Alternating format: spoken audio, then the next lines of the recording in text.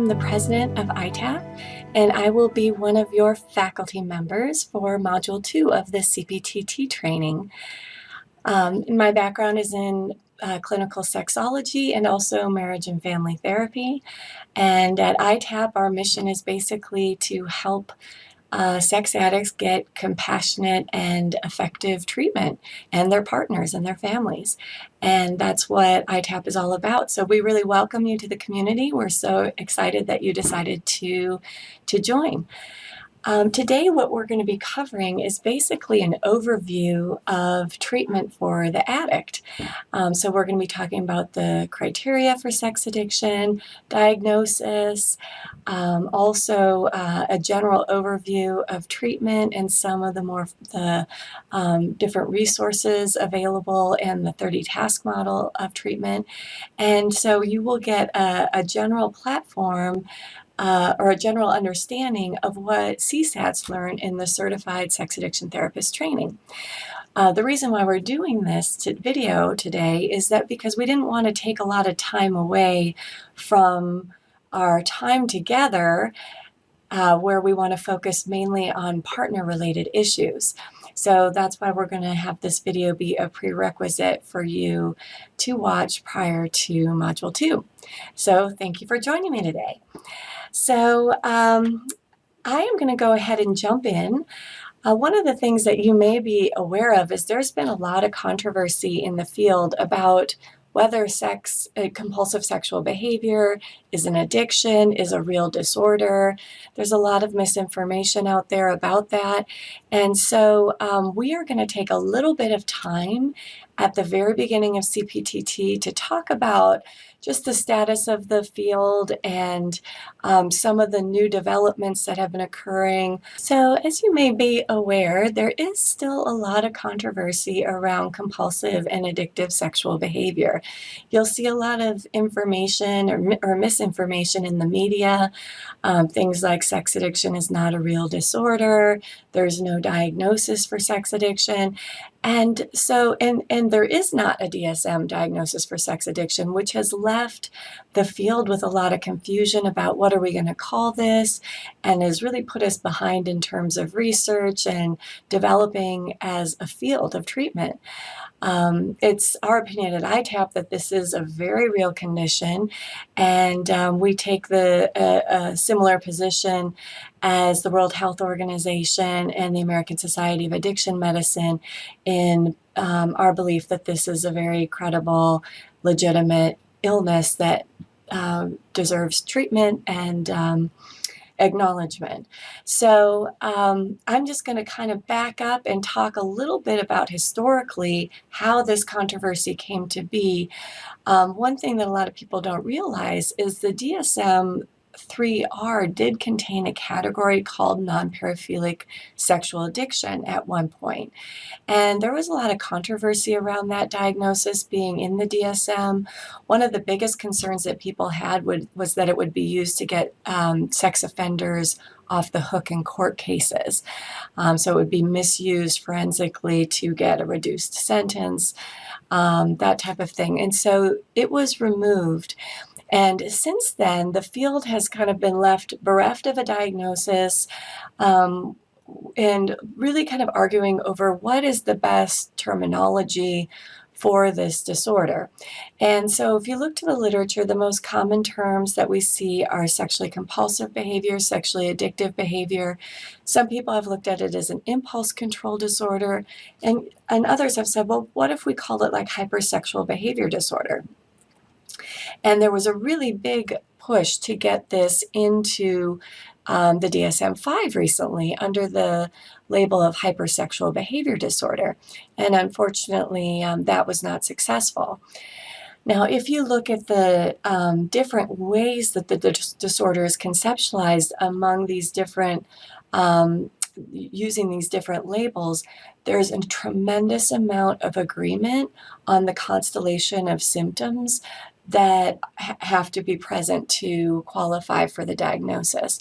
So there's tremendous just agreement in the field on the signs, symptoms, and behaviors associated with compulsive sexual behavior or sex addiction.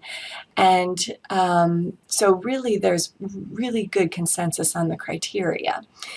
So even though that is the case, the DSM-5 did not put hypersexual behavior disorder into the DSM back in 2012, unfortunately. But we did have a big breakthrough this past summer when the World Health Organization decided that they were going to include compulsive sexual behavior in the impulse control disorder section of the ICD-11, which is the International Classification of Diseases. Now, that is the classification system most physicians use, but therapists are allowed to use that for diagnostic purposes. So the World Health Organization decided to take a relatively conservative position and put it in impulse control disorders now, but basically what they released in a statement was that there's still a lot of evidence that it could be a behavioral addiction, and so as more research comes in, ultimately they will decide what category to put it under. Now, interestingly enough, that is the same course that gambling took. So gambling initially was categorized as an impulse control disorder as well and was later moved. So it will remain to be seen ultimately how it will be categorized. But for now, it is categorized in the impulse control disorder section of the ICD-11. So you can see here, this is the ICD-11 and the C6C72 is the category compulsive sexual behavior disorder. So that is one of the categories we can use for diagnosis, and we're going to come back to the issue of diagnosis. But next, what we're going to do is we're going to look at compulsive sexual behavior or sex addiction, and the different criteria that we use in the CSAT training, which again is very similar to the criteria conceptualized by many different theorists on this issue. So here's just a lay definition for sex addiction. It's a pathological relationship to a mood-altering experience that's sexual in nature that individuals continue to engage in despite adverse consequences. And we use 10 criteria for addiction, and if people meet 3 or more of these, then their behavior would be considered problematic. So I'm going to go ahead and go through each of the criteria one at a time. And today what I'm going to do is I'm going to share some art therapy drawings of some of my clients to kind of illustrate some of the principles that we're talking about and bring them to life a little bit for you today. So the first criteria is a loss of control. So the client experiences clear behavior in which they do more than they intend to or they want to. So this was a female client that I had. You can see the line in the middle of the drawing. The top half of the drawing is the part of herself that she shows people. The bottom of the drawing is the part of herself that she doesn't show people. So she had been in recovery, went to chemical dependency treatment 3 times and eating disorder treatment once, and was very open about her struggles with chemical dependency. However, what she was keeping secret was her secret sexual life, in which this was at the time when Craigslist was very popular. She was going to hotels and having anonymous hookups with random men. And one of the things that she was participating in, she had a very extensive trauma history in which she experienced a lot of physical battery, and she was doing a lot of pain exchange within that acting out. And so she was actually taking some pretty high risks in her addiction, and it got pretty out of control over time. And this client here was an addict. He was a married man and was engaging again in anonymous hookups with both genders on the side. spun a real wicked web of lies in his life to hide his behavior. And this is one of the things that we really try to do when treating the addicts. We want to disable that secret double life, help them get honest and live a congruent, transparent, public and private life so that they can, reduce shame and be in a much better place. Oftentimes, having a big secret life is very distressing for our addicts, and when they are able to let go of that, they feel a very big sense of relief. We also see that the behavior is compulsive. And when we see a compulsive pattern of behavior, it's out of control behavior over time that's used to reduce anxiety and self-medicate negative feelings. Okay, so this drawing is a really good illustration of that criteria. This is one of our porn addicts. He says, life sucks, and so what am I going to do but self-medicate with porn? So that's a very common dynamic with our pornography addicts. And this here is one of the female patients I worked with. So you can see here on the inside, what she's showing is the inside of herself versus the outside. On the inside of herself, you see her father, who was very critical and emotionally abusive, telling her, you're so stupid, you're so worthless. And she's internalizing that, feeling anger, self-pity, resentment, sad, disgust, self-loathing, all of those feelings. And what does she do on the outside? She has her finger up, her middle finger up, a joint in one hand, and all the men around her saying, you're beautiful, you're amazing, so sexy, damn girl. And so you can see she's medicating that negative internal state through her sexual behaviors. This next drawing is also, this is a pornography addict. He's also using alcohol and cocaine, as you can see in the drawing. It says, broken dreams, no friends, no future, death, shame on you, and the devil says, I won, you bastard. So you can see from the drawing, obviously this is a behavior that has gotten out of control over time. The next criteria that we use is that there's efforts to stop the behavior, repeated specific attempts to stop the behavior which fail. So this client was a workaholic sex addict. Now he traveled for work and had relationships in different cities, would also use a lot of pornography and prostitution. And what ended up happening is over time he ended up developing a significant relationship in another city that ended up having a family. And so he had two families that didn't know about each other and was going back and forth. So you can see there in the drawing, the suitcase, the broken heart, the pharmaceuticals, the alcohol, and he's cracking himself up beside the head, full of anger and self-criticism in regards to his behavior. Now, this next client here is depicting the lack of tools to be able to stop the behavior. One of the things that happened for him, this was a physician, and he was struggling with compulsive masturbation. And for him, it got to the point of masturbating like 8 or 9 times a day, and it was like between office visits, he was having to stop to basically medicate and reduce anxiety through compulsive masturbation. So unfortunately, what happened for him, he went to a 12-step meeting, and there was a lot of acting out in the group, and he ended up hooking up with some of the other group members. And then he went to a sex therapist at one point who told him, masturbation is healthy. You can't masturbate too much, which I agree that masturbation is healthy. However, it can become compulsive, as was the case for this gentleman. And so he didn't get any help, or wasn't able to get any traction in his recovery until he got to treatment. So here he's depicting the lack of tools to be able to stop his behavior.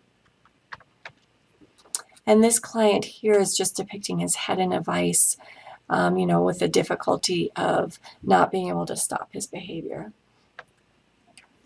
You also see that there's a loss of time, significant amounts of time lost doing and or recovering from the behavior. So this client just depicted addict time and real time, like they're going by at different speeds. And this client here is a pornography addict.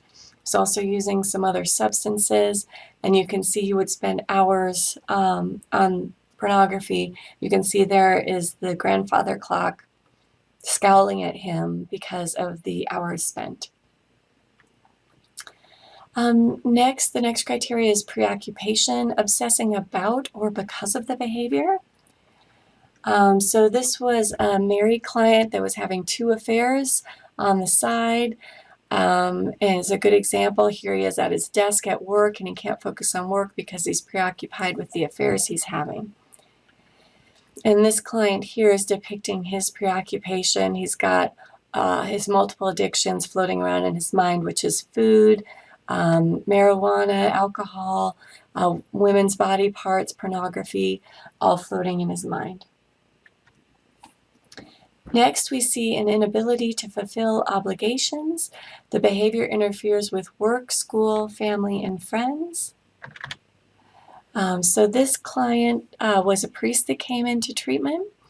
On the one side, you could see the sunshine, the love, the church, all of that. On the other side, you see his porn and prostitution addiction. He's depicting himself as split in half.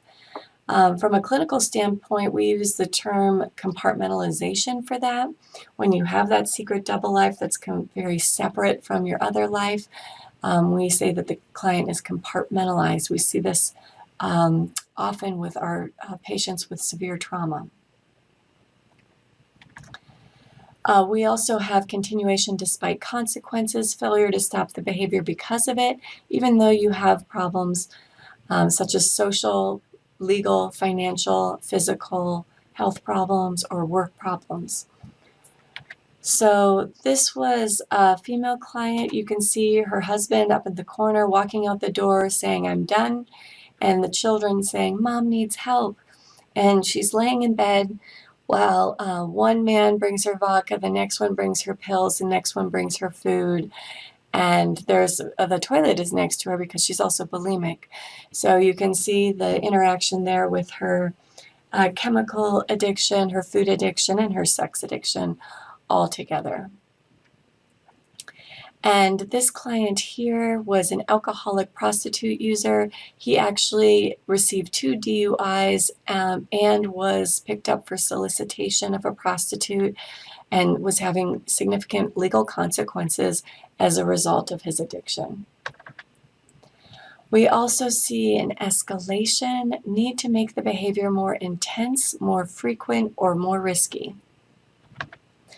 So this client here is depicting his escalation. You see the client there on the top corner of the cliff, about ready to fall off the cliff.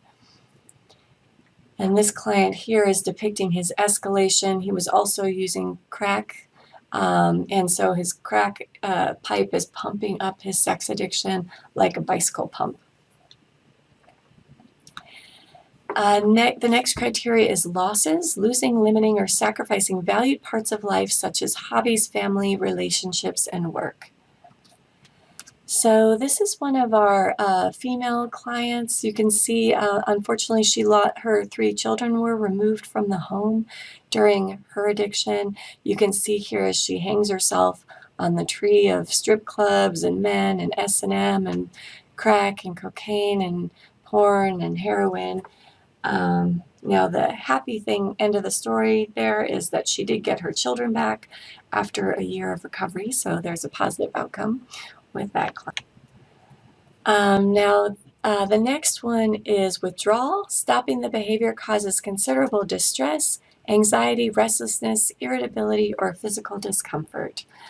So this is one of our female clients. You've got when she has access to the salads and the Diet Cokes and the pizza and the alcohol, where she was binging and restricting with food and drinking, she sees herself in the sexy red dress and would act out in her sex addiction. And when she doesn't have access to that, she sees herself in a coffin.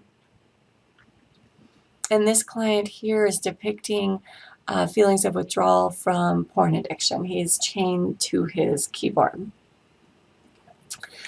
So when we're talking about how do we actually diagnose sex addiction, the appropriate categories are for the DSM.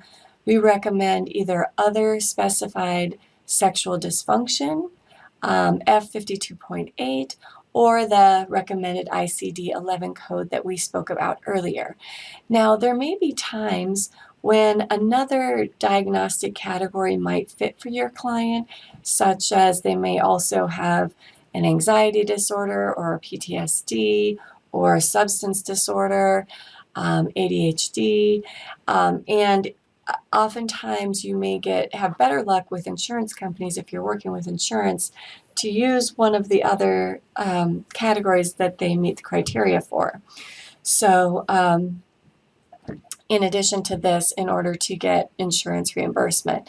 So sometimes clinicians can get a little creative with diagnosis here.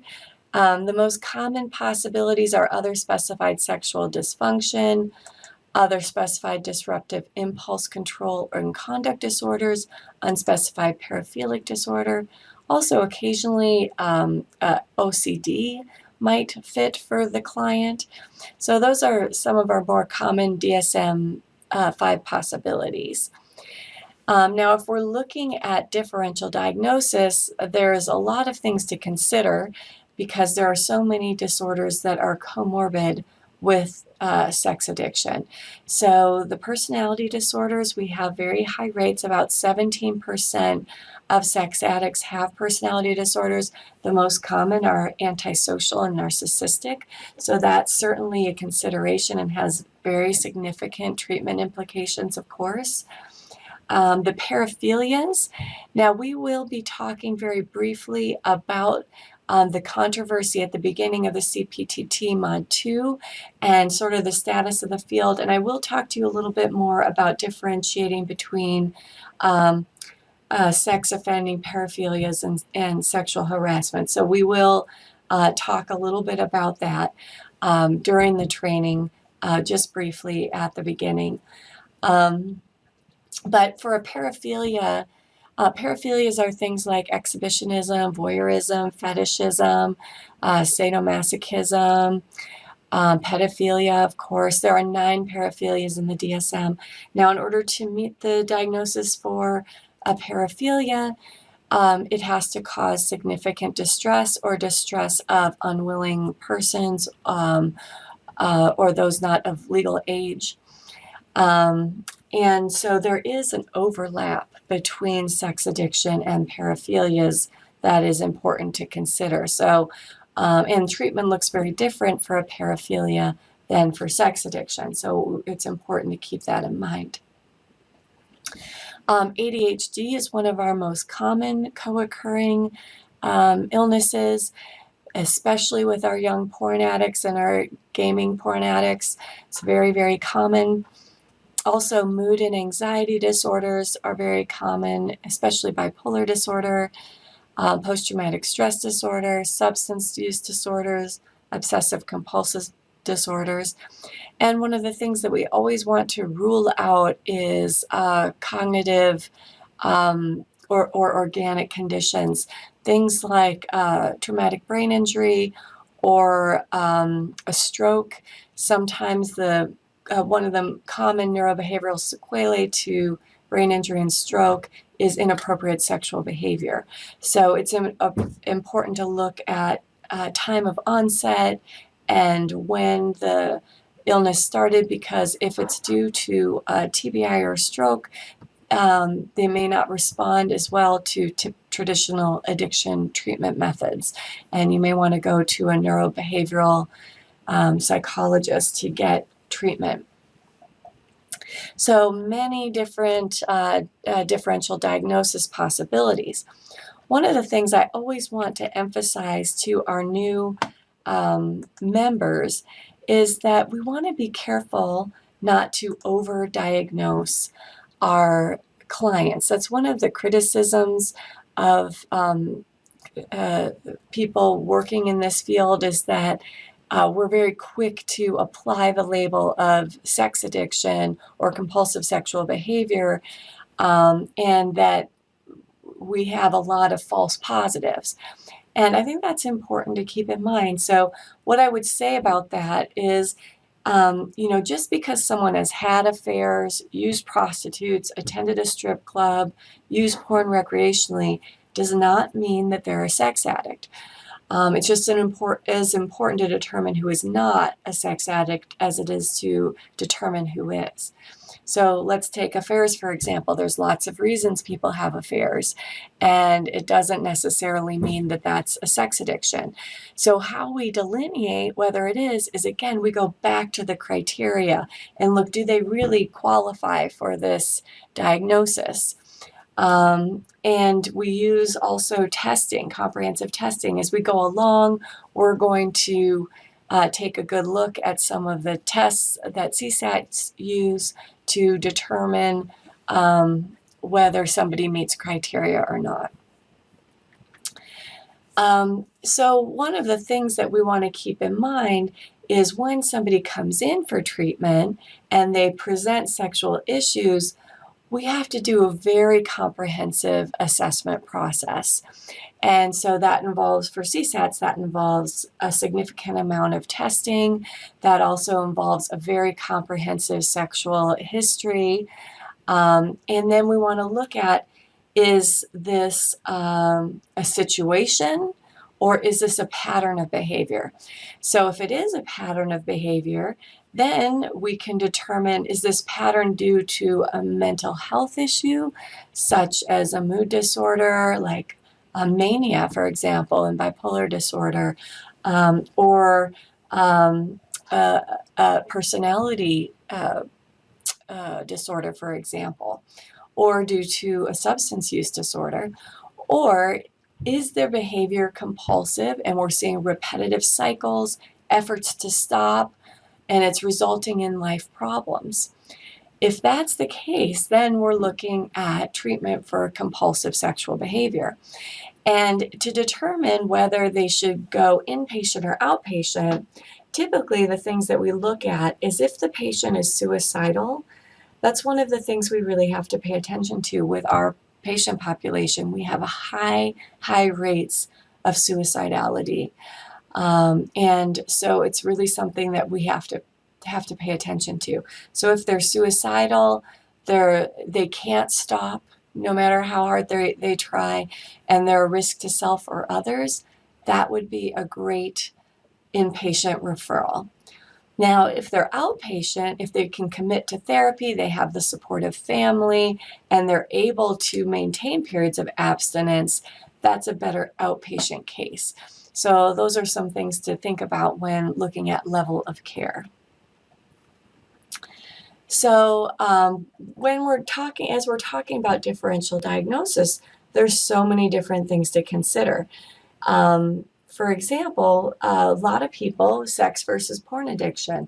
A lot of people are looking at porn addiction as very different from sex addiction. In many ways, treatment is very different. It, focuses more on safe use of technology and device monitoring, social support, and decreasing social isolation, and managing triggers. That's very, very important in porn treatment.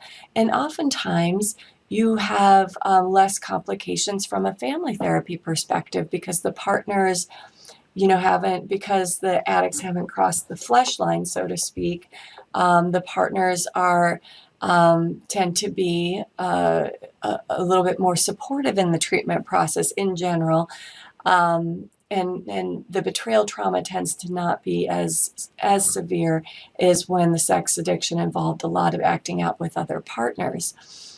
And also, one of the differences we see too is with sex addiction, we tend to typically see a very significant amount of trauma.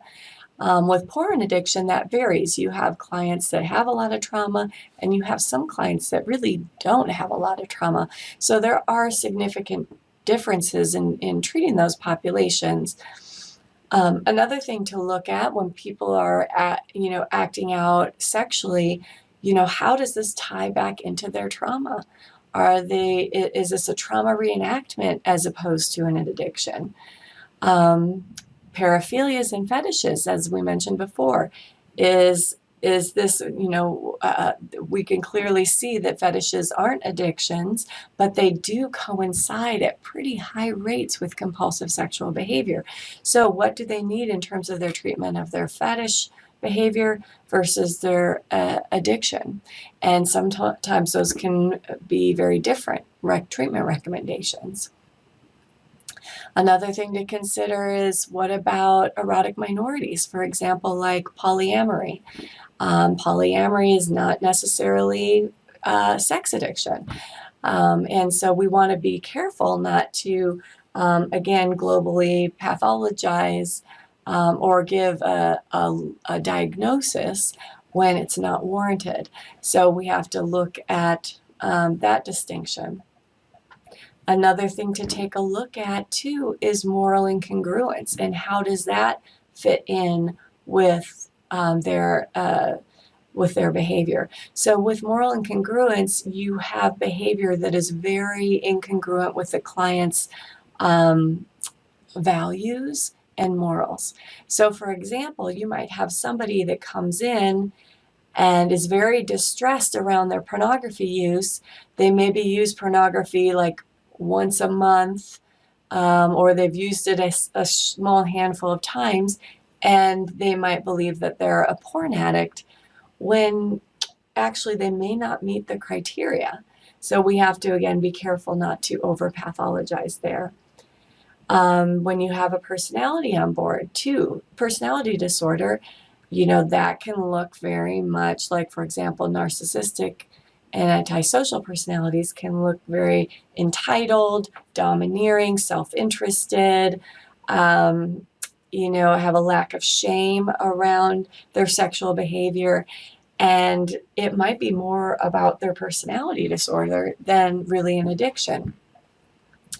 Another thing to keep in mind is sex offending versus sex addiction. Now, different states have different laws around treating sex offenders, but there are many states that you have to be a licensed sex offender treatment provider in order to treat sex offenders. And so there's not only a scope of practice issue there, but you want to be careful. And there are some sex offenders that are sex addicts, and there are many who aren't. The majority of sex offenders are not sex addicts, is what research shows. So, that's another important distinction. What about a mood disorder? Could it be a mood disorder versus sex addiction? So when we are assessing new clients, there's a lot to tease out. The evaluation and assessment process takes time. And that's an important thing for those of you that are partner specialists to realize, is that assessment and evaluation can take weeks. And so we want that process to be thorough. We want them to get their testing all done so that the addict therapist can really get a good handle on what's going on. So yes, there are different models and etiologies to explain and treat compulsive sexual behavior. We can look at it from an addiction framework. We can look at it from as an attachment disorder. And there's some very compelling videos and books that talk about addiction as an attachment disorder. We actually spend a fair amount of time in CSAT, in the CSAT training, talking about addiction as an attachment disorder. Also, trauma reenactment. How does their trauma history play into their current behaviors? And that is an important, really important component of the treatment process, is to look at that underlying trauma history there. Another thing to consider is, could this be due to early exposure to pornography or sexual behaviors that developed over time? Could this be a learning process or about sexual conditioning? So, for example, Mark Lewis has a very profound body of literature supporting addiction as disordered learning. And we learn from our behaviors, we learn from our rewards, and we're conditioned sexually around our behavior. So we can look at it from that lens. We can also look at it from a psychodynamic perspective and a sex therapy lens. It's really important to have some background if you're working in this field in sex therapy and to have a very comprehensive overview of sexual health and what that means and sexual dysfunctions and treatment of things like paraphilias, which as I mentioned earlier, is different than compulsive sexual behavior disorder treatment. So next we're going to talk just a little bit about prevalence and etiology. Many of the studies that have been out there have estimated prevalence rates to be at about 4.5%.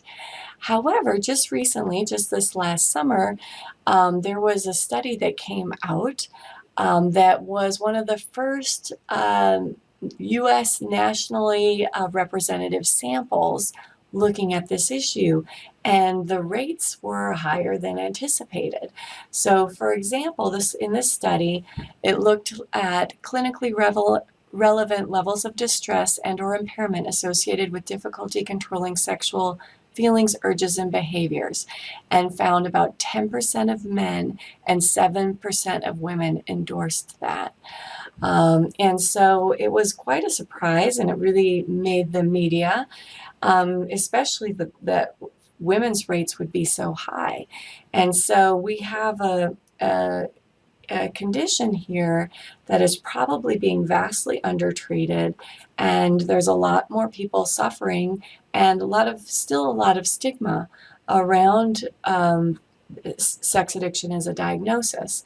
So it just goes to show how important it is for us to educate, get the word out that this is a legitimate condition, because there's a lot more people out there suffering than we initially thought.